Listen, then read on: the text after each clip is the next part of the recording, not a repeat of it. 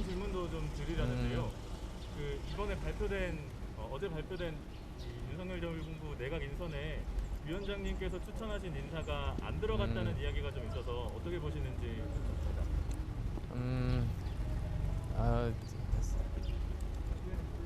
지난 3월 3일 날이었죠.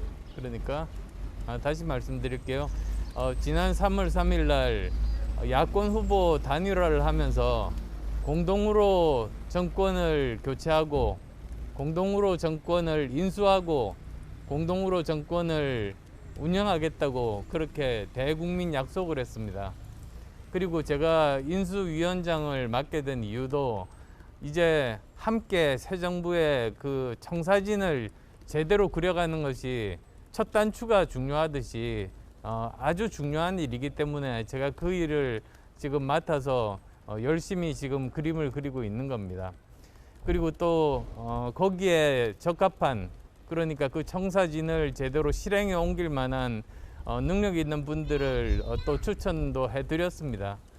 그렇지만 그 인사는 당선인의 목 아니겠습니까?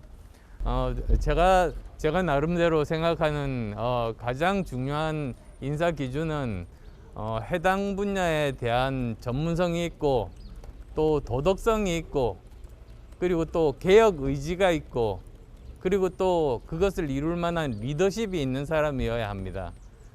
그래서 그 인선 과정에서 특히 제가 전문성이 있는 분야에 대해서는 조언을 드리고 싶었습니다만 그런 과정은 없었습니다. 그렇지만 이번에 인선되신 분들이 제가 그리는 이 새 정부의 청사진에 제대로 잘 맞게 제대로 실행에 잘 옮기기를 기대하고 있습니다. 전날 이태규 인수위원이 인수위원직을 사퇴하겠다고 발표를 하면서 좀 이런 상황들이 반영이 된 게 아니냐라는 관측이 좀 나오는데요. 혹시 인수위원장님과 좀 별다른 말씀을 나눈 게 있으실지요? 제가 이태규 의원이 먼저 저에게 사퇴 의사를 밝혀와서 많은 이야기를 했습니다.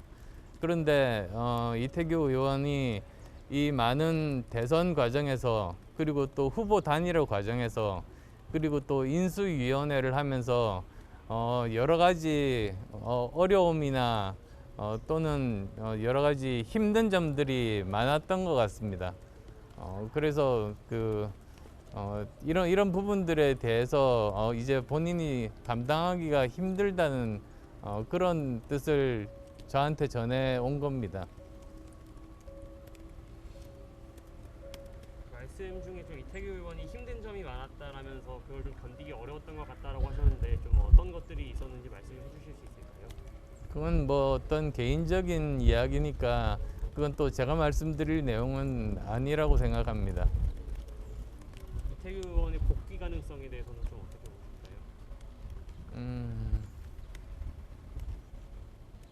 그래서 그건 본인의 마음에 달린 것 아니겠습니까?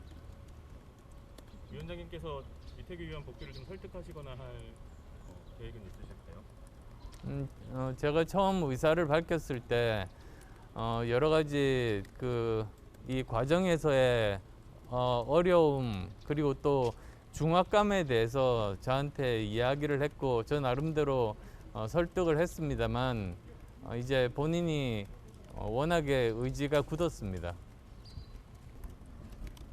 하나 여쭤보자면 이태규 의원 인수위원직 사퇴로 인해서 좀 양당의 합당에 문제가 좀 생기지 않겠냐라는 관측도 좀 나오는데 이 부분에 대해서는 좀 어떻게 생각하고 계신가요?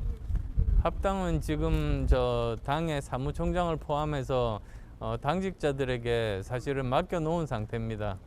이제 그 추이를 지켜봐야겠죠.